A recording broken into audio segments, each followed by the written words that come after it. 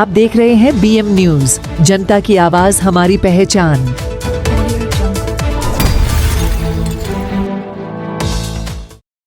Gujarat ATS ने शमा परवीन को कर्नाटक की राजधानी बेंगलुरु से गिरफ्तार किया है।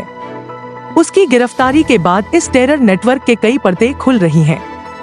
एक महिला जो आतंकी संगठन अल कायदा से जुड़ी है, जो पाकिस्तान के इशारों पर भारत में आतंकी साजिशों को अंजाम देना चाहती थी। उसका मकसद था भारत में आतंकी नेटवर्क को मजबूत करना और कट्टरपंथी मॉड्यूल बनाकर युवाओं को उकसाना। महिला को गिरफ्तार किया गया है, कहां से पकड़ी गई है और क्या नाम है? देखिए, आपके ध्यान पे होगा कि लास्ट 22 जुलाई के दिन गुजरात ATS के द्वारा एक केस किया गया था, जिसमें अलकायदा इन इंडियन सबकॉन्टिनेंट से जुड़े हुए 4 आरोपियों की अरेस्ट की गई थी। ये आरोपी फैक दिल्ली से, फरदीन अहमदाबाद से, सैफुल्ला कुरैशी मोडासा अरवली से तथा जिशान को नोएडा से इनकी अरेस्ट की गई थी और UAPA तथा BNS के विभिन्न सेक्शंस में इनको अरेस्ट किया गया था। इन सभी आरोपियों का 14 दिन का हमें रिमांड मिला था। इस रिमांड के दरमियान जो दिल्ली निवासी फैक है, इसका जो डिटेल्ड इंट्रोगेशन किया गया, तो इसके द्वारा बताया गया कि ये एक स्ट्रेंजर नेशन 2 करके एक इंस्टा ID है, जिसके साथ एक्टिव कांटेक्ट में है।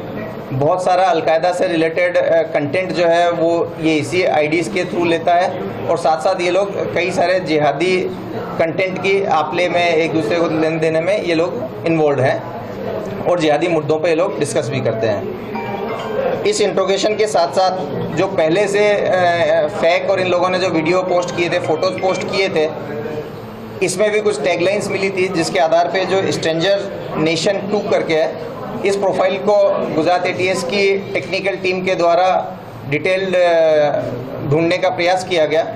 एक टेक्निकल टीम जिसमें SP के Siddharth, DYSP Harsh Upadhyay, wireless PI Manan Ojha, Manal Shah, RC Vadvana, PR Vasava, police constable Ravi Desai वगैरह रहे। इन लोगों ने ये जो एक ID का जो हिंट मिला, इस ID को डिटेल्ड जानने का प्रयास किया।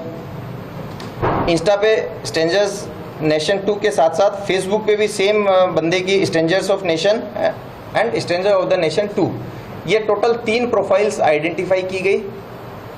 इसके साथ साथ इस टेक्निकल टीम द्वारा ये प्रोफाइल कौन चला रहा है, इसके बारे में इन्वेस्टिगेशन किया गया और इनको जानने को मिला कि एक शमा परवीन नाम से एक महिला है, जो कि RT नगर बेंगलोर में रहती है। वो इन तीनों प्रोफाइल को चला रही है।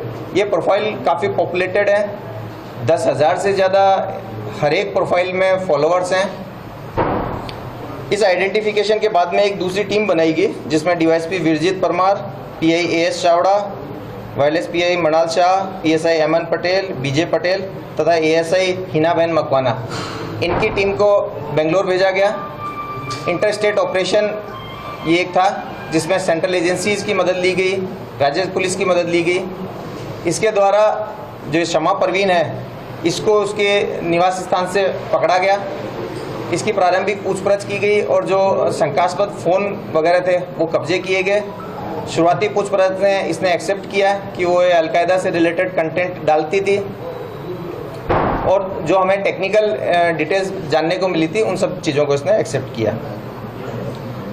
इसके जो तीनों पेजेज, अलग अलग पेजेज हैं, उनके बारे में अगर डिटेल से चर्चा करें तो इसने अलकायदा के लीडर मौलाना आसिम उमर के काफ़ी सारे वीडियोज़ अपने पोस्ट्स में डाले हैं, जो कि हथियारबंद विप्लव, गजवाए हिंद की स्थापना तथा धार्मिक आधार पर हिंसा व आतंकवादी हमलों के लिए लोगों को उकसाता है।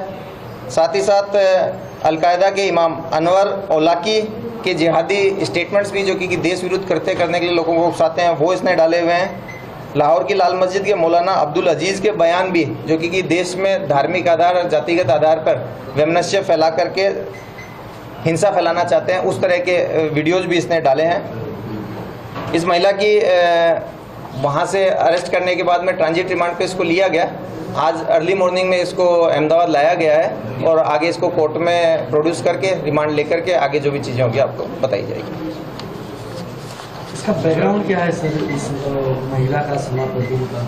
जैसा हमने आपको पहले बताया कि ये जो महिला है, ये मूल झारखंड की रहने वाली है और ये अभी कुछ सालों से अपनी फैमिली, ब्रदर मदर के साथ में बेंगलोर में रह रही है। ये बीकॉम तक पढ़ी हुई है और अभी ये कुछ काम नहीं करती है। सर ये क्या झारखंड से ये है तो क्या किसी नक्सल ऑर्गेनाइजेशन से भी जुड़ी हुई है? नहीं, अभी तक की हमारी इन्वेस्टिगेशन में सिर्फ हमारे केस में इसका रोल आया है और किसी बाबत में अभी तक हमारे कोई इन्वेस्टिगेशन नहीं हुआ है। पाकिस्तान से क्या कोई सीधा संबंध था इस महिला का? इसके फ़ोन को हमने इसको अरेस्ट करने के साथ ही सीज कर दिया था, पर इसका जो शुरुआती स्टेटमेंट लिया गया है उसके अंदर ये बहुत सारे पाकिस्तान के व्हाट्सएप अकाउंट वगैरह से कांटेक्ट में है। इसको कोई फंडिंग होती थी पाकिस्तान से? देखिए, इसको आज सुबह ही हम लोग अभी इसको अरेस्ट करके वहाँ से लेके आए हैं। इसका डिटेल्ड इसके बैंक अकाउंट और सारी जो डिटेल्स इन्वेस्टिगेशन है वो की जाएगी और अगर इस तरह की कोई भी फंडिंग के बारे में जानने को मिलेगा तो हम आपको जरूर बताएंगे।